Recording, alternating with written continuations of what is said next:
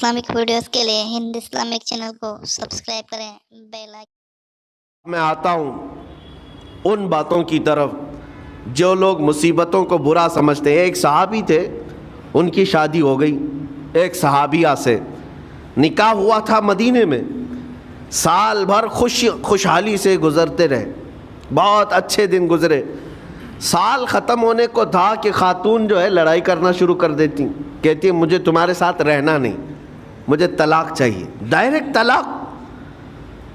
تو اس صحابی نے کہا ہوا کیا؟ وہ صحابیہ کہتی تھی نہیں مجھے تمہارے ساتھ رہنا نہیں۔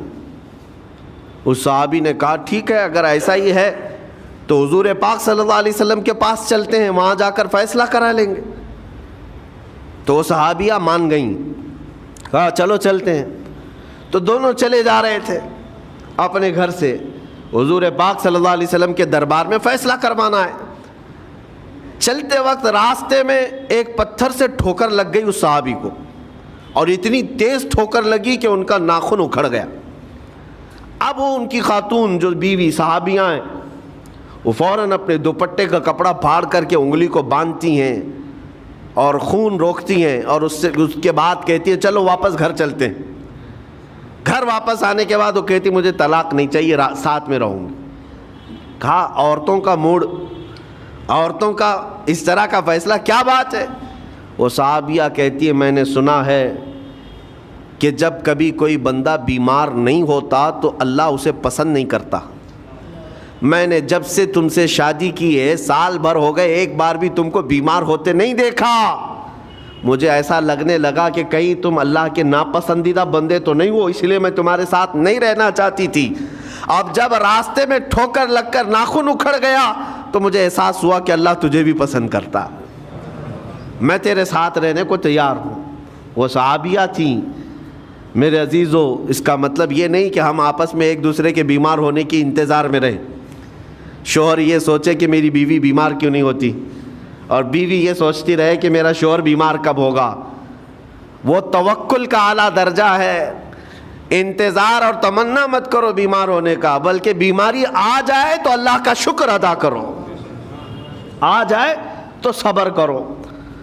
عزیزان گرامی وقار، ہم آج امام حسین اور ان کے رفقائے گرامی رضوان اللہ علیہم اجمعین کو یاد کرتے ہیں تو صرف رونے کے لیے نہیں، یا صرف غم منانے کے لیے نہیں، بلکہ داستان کربلا سنانے کا ایک عظیم مقصد یہ ہوتا ہے کہ نوجوانوں کے اندر، بلکہ بوڑھے اور بچوں کے اندر بھی ایمانی جذبہ ایسا آ جائے کہ وہ ہر مصیبت پر ڈٹ کر کھڑے ہو سکیں، ہر یزیدی کا مقابلہ کر سکیں۔ ایک تو اس کا میسج یہ ہے، اور دوسرا میسج یہ ہے کہ چاہے جیسی بھی مصیبتیں آئیں، ایمان کے ساتھ رہنا ہے، صبر اور شکر کو ہرگز نہیں چھوڑنا ہے۔ مصیبتیں ہمارے پاس اب اتنی بڑی تو نہیں آتی کہ ایک خاندان کے ہی اتنے لوگوں کو کاٹ دیا جائے، ایسی مصیبتیں تو نہیں آئی۔ اب جو کچھ بھی آتی ہیں ہمارے ساتھ، وہ مال کی کمی کی، کبھی دکان میں دھندا نہیں چلتا، کبھی بچے کسی کو نہیں ہو رہے ہیں، یا پھر گھر میں کوئی بیمار ہے، کوئی مستقل بیماری آ گئی ہے، یہی تو مصیبتیں ہیں۔ مومن کے لیے یہ قید خانہ ہے، زیادہ آسائش اور آرام کی فکر نہ کرو۔ یہ دنیا مومن کے لیے قید خانہ ہے۔ اسی لیے شاعر نے کیا خوب کہا، جب کسی کا انتقال ہوتا ہے، ایک سچے مومن کا انتقال ہوتا ہے، تو لوگ کہتے فلاں مر گیا، فلاں مر گیا۔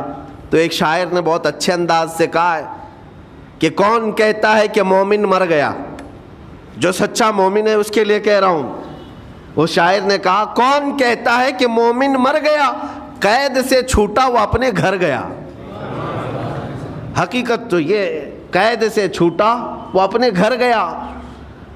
یہاں دنیا میں زیادہ آسائش، زیادہ آرام کی طلب انسان کو مغرور بنا دیتی ہے، تکبر والا بنا دیتی ہے، گھمنڈی بنا دیتی ہے۔ اور اللہ تبارک و تعالیٰ کی بارگاہ میں ہمیشہ سر بسجود رہنے والا وہ بندہ ہے جو مصیبتوں میں گھرا رہتا ہے۔ کچھ نہ کچھ مصیبتیں ایسی ہیں جو تمہیں مسجد تک لاتی ہیں، قرآن تک لاتی ہیں، تسبیح تک لاتی ہیں، اور کوئی مصیبت نہ ہو، کوئی تکلیف نہ ہو تو پھر جلدی بندہ اللہ کو بھی یاد نہیں کرتا۔ اسی لیے رب تبارک و تعالیٰ کی بارگاہ میں کچھ فرشتے ایسے ہیں جب تم رو رو کر کے دعائیں کرتے ہو پھر یہ کہتے ہو میری دعا ہی نہیں قبول ہوتی، مولانا آپ کیجئے، میں تو کب سے کی دعا مانگ رہا ہوں میری تو دعا ہوتی ہی نہیں، اور آپ کہتے ہیں اللہ تعالیٰ بہت جلدی دعا قبول کرتا ہے۔ یہ نا امیدی تمہاری اللہ تعالیٰ کی ذات سے ہرگز جائز نہیں۔ لیکن میں وجہ بھی بتا دیتا ہوں، کچھ فرشتے ایسے ہیں جو تمہاری دعائیں سن سن کر کے اللہ سے کہتے مولا یہ بندہ کتنا مانگ رہا ہے تو قبول کیوں نہیں کرتا؟ رب تبارک و تعالیٰ یہ جو مانگ رہا ہے اسے دے کیوں نہیں دیتا؟